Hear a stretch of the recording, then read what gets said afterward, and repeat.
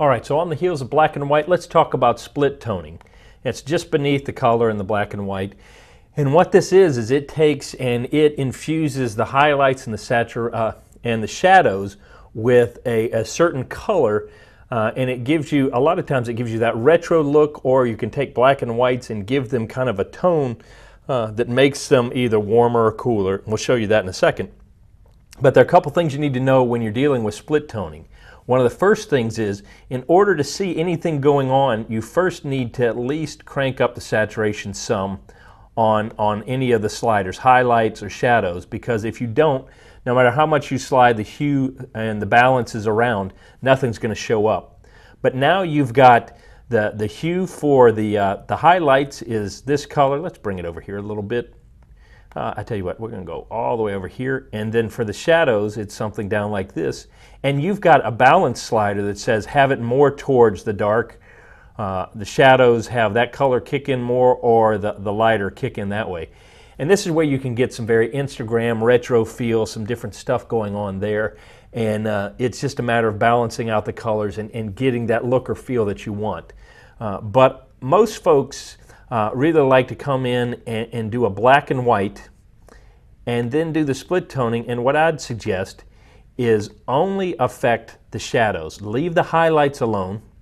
Let's put the balance back to the middle there. And now we're just going to crank up the saturation a little bit on the shadows, and watch what happens as I start to move this across. You see how it's toning just the shadows, but it gives you a lot different look.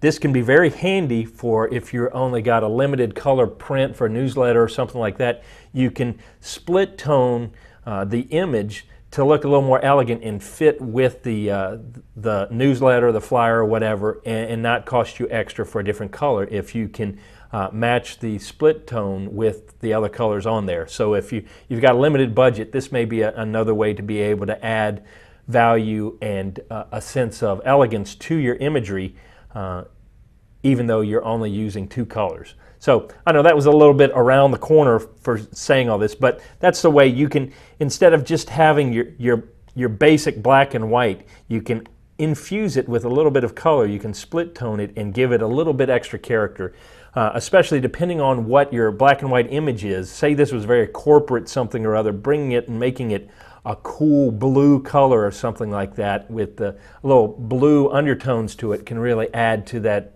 corporate feel.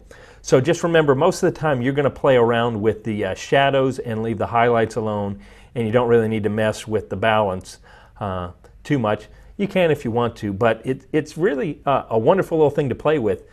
Just be aware of how it works and just go in there and have fun.